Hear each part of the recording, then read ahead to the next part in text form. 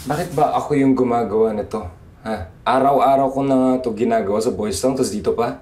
Iba naman sa Boys Town. Iba rin dito sa mansyon. Sa Boys Town, you're doing it out of duty. Pero dito sa mansyon, you're doing it out of love for the place. O bakit? Ikaw ba yung magmamana ng Boys Town, ha? O pare, kala ko magkikita tayo ngayon. Wala, negative tol. Di ako pinapayagan lumabas ni Lolo eh. Tsaka, pantay sarado yung bagong kasambayan namin, si Lilian. Lilian? Babae naman pala eh. Anong silbi ng kagapuan mo kung hindi mo kaya magpaikot ng babae? Tol, kakaiba tong babae na to, parang di tinatabla ng kilig. Kung makita mo lang, napakatapang pa. Ang sabihin mo, hindi ka makaamba kasi napapatiklop ka ng babaeng yan. Wala kang panama sa kanya. Ayaw ko sa'yo.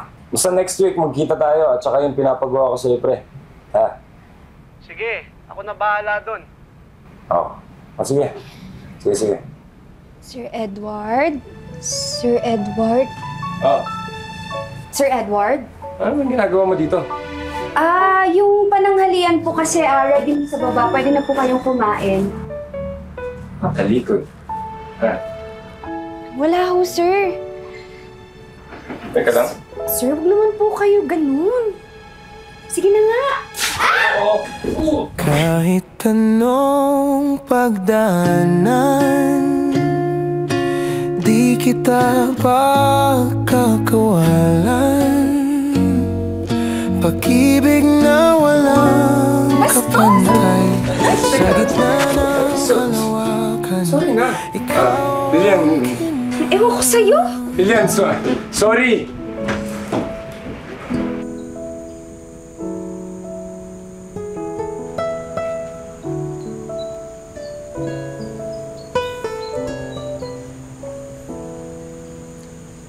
Lilian, di ko sinasadya yun. Wala akong balak na bastusin ka. Please, Lilian, halina. Nagsusorry ka lang dahil paisipin mong susumbungin kita kay Don Fidel. Lilian, hindi. Marami akong malaking kasalanan sa buhay ko. Pero hindi ako nambabastos ng isang babae. Hindi ako naniniwala. Sige, fine.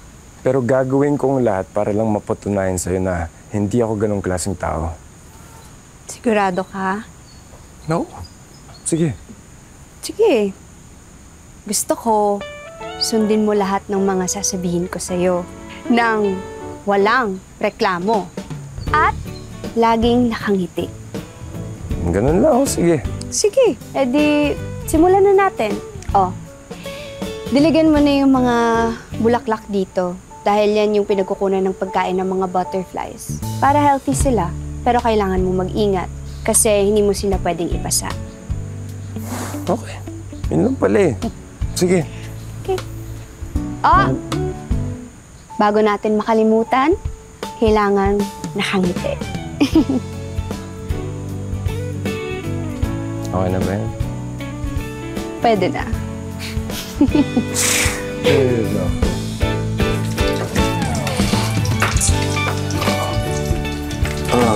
Iyak.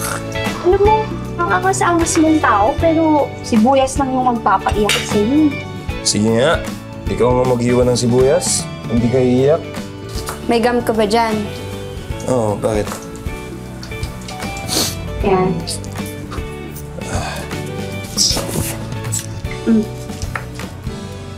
Bakit? Umiyain mo lang.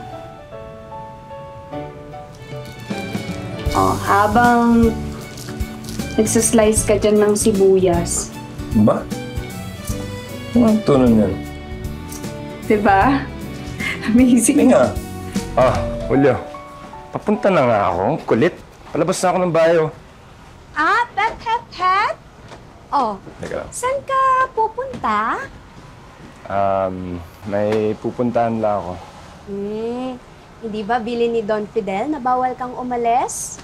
Lilian, importante kasi ito. Hindi mo ito maintindihan. Di ba ang sabi mo sa akin na susundin mo lahat ng sasabihin ko? Tama?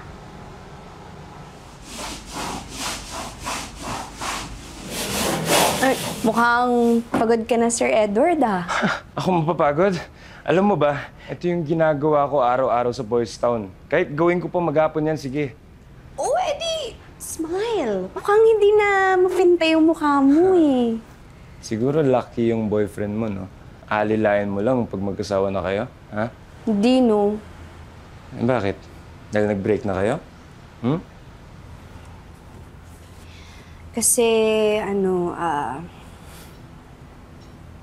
NBSB ako. Wow! MBSB ikaw? Maniwala. Ay, ano sinasabi mo dyan? Ang tinatawa-tawa mo dyan? Bakit ikaw ba? Nagka-girlfriend ka na ba? Sa ugali mo niyan, Sir Edward? Excuse me? Kung alam mo lang, lahat ng tinitignan ko ng ganito, nafo-fall sa akin. Nagiging joke ako. Well, sorry to disappoint you, Sir Edward, pero I think ito na yung unang pagkakataon na hindi mangyayari yun. Talaga? Huh? Sige. Oo. Sige. Sir Edward, sumuko ka na. Edward, sumuko ka na! Sir Edward, sumuko ka na! Napapaligiran ka na namin. Ibaba mo yung baril mo. Sir Edward! Okay ka lang? Sir Edward, kumalma ka. Kumalma ka.